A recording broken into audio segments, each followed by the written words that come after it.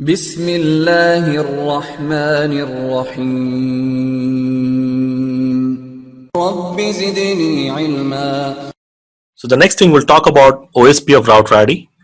Like before we go ahead with the later on process, like previously we have seen the initialize stage and the two-way stage, and then they establish the neighbor relationship before they start exchange the database. But before we move on to the exchange state, we also need to understand something called route ready. Now route ready is a name of a router inside the OSPF. Like let's say I'm having multiple routers here. Every router will be identified with some name, and that name we call it as route ready. So typically the route ready will be 32-bit number, similar to IP address, the same like IP address, and it uniquely identify that particular router inside the OSPF database. And in general, when we talk about route ready, when we talk about router, let's say this example, the router 2 is having 3 connections, three directions, let's say. And if I'm coming from this side, generally we say the name of the router is this IP. If you're coming from this side, typically we say this is the name of the IP, name of the router, like the name in this sense like IP address. But in case of OSPF, the OSPF database, inside the OSPF database, basically the router has to be identified with only one unique name, and that name we call it as a route ready. Like in this example, you can see the router 1 is having many interfaces, but now the question is which one will be the route ready. So by default, the preference will be given based on the manual.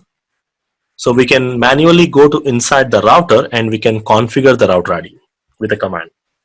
So there is a command called route ready. We'll verify this configuration and verifications probably, because I need to explain few more things before that. So basically this is the command. Like I'm saying, this should be the route ready of this router 1. Let's say this is on the router 1. We can manually decide that. And this address can be any address. You can type in any IPv4 address. You can write down, like any class D, class E address also you can write. Any address, it doesn't make any difference. So you can write down any address as a route ready. And let's say if I don't configure this, because most of the time you generally don't configure the route readies. If I don't configure the route ready, then automatically the router will decide the highest IP of the loopback interface. Now basically the loopback interface is kind of logical interface. Like we can go and create a loopback interface. There is something called logical interface. It's not a physical, and we can give the IP address something, any address you can type in. Let's say I'm giving some address like this. If you verify here, show IP interface brief. Now we can see here, this is my physical interface. These are all my physical interfaces, and also they have IP addresses, which are physical interfaces, means we can connect these interfaces to some other devices. But whereas the logical interface are like, these are the logical interfaces. Logical interfaces are like, there is no connection to them. So loopback is like a logical interface, which are generally used to kind of simulate additional interfaces or for some kind of BGP neighborship, or later on sections you will see the purpose of this. But generally, in case if you have any loopback interface configured, let's say if you have, then automatically it will take the highest IP of the loopback interface. Like in this example, let's assume this is my router 1. It is having 2 physical interfaces. These are 2 physical interfaces, the red ones, and I got 2 loopback interfaces. So the blue ones are the logical loopback interfaces created, like loopback 0 or loopback 1, any number it can be. So it's going to automatically see the highest IP of the loopback interface, which means out of these 2, which is the highest? So the first portion, 11 or 1, which is the highest one? So 11 is the highest. So assuming the manual is not configured, then automatically the router will decide the route ready based on the highest loopback interface. So which means in this example, the route ready will be 11.11.11.11 of the router 1. So by default, that will be the route ready. And let's assume that if there is no loopback interface also configured, Like assume there is no loopback interface here. So I did not configure the manual. Assume we did not configure this, because by default we may not configure. And assume there is no loopback interface created also. So we didn't create any loopback because we have generally seen, well, maybe we don't require. Then in that case, what will be the route ID? Now the route ID will be by default selected based on the highest IP of the physical interface. So which means out of the physical interfaces what we have, like here you can see 1.1 and 11.1. Of course, the first portion is same. Then it will check the second portion. If the second portion is same, then it will check the third portion.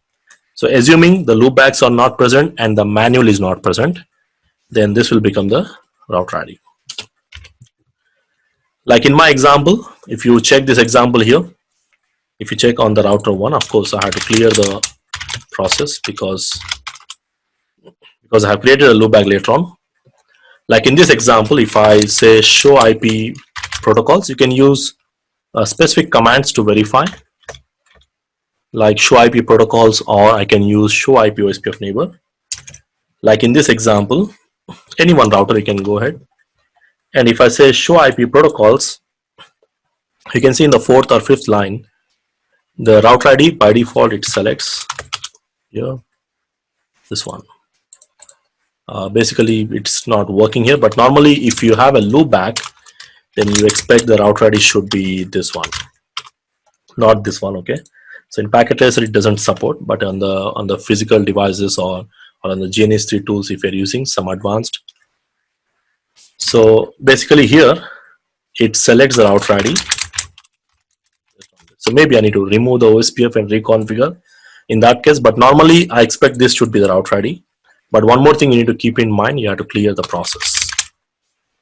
So in my case, let's say if I say show IP protocols on the router 1, let's say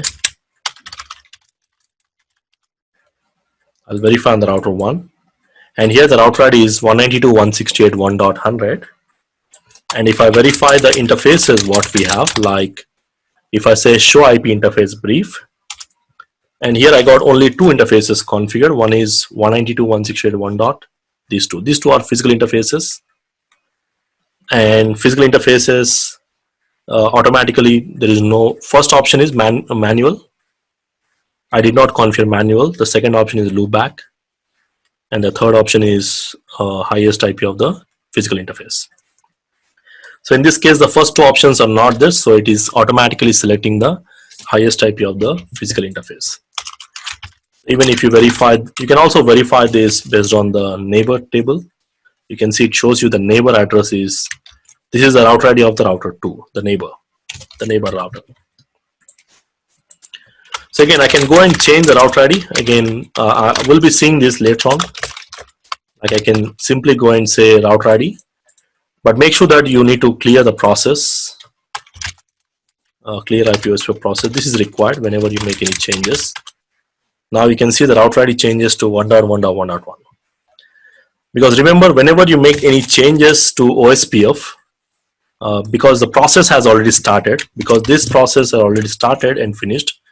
So when you are changing the router ID, you have to reset the OSPF. So in the production networks also, let's say if you are trying to change the router ID, like in this case, I tried to do that. You can see a message says that reload the router. Of course, I have to save the configs and reload the router to make sure that the new router ID changes on the router 1, as well as it will update the neighbors. But reloading is not a good solution. You can use other option like clear IP OSPF process. This command also will disconnect the neighbors and reconnect. Just like disconnecting the neighbor, you can see the neighbor goes from full to down, and again it will come up. So you can also do that. Clear IP OSPF process, it says, do you really want to reset? Yes, I want to do that. Then it will disconnect the neighbors and start the process from the beginning. Beginning means like down stage, initialize stage, two-way stage, like that it will go on. Okay, so this is the default process. So always remember the router ID will be selected manually if you configure manual. This is the first preference.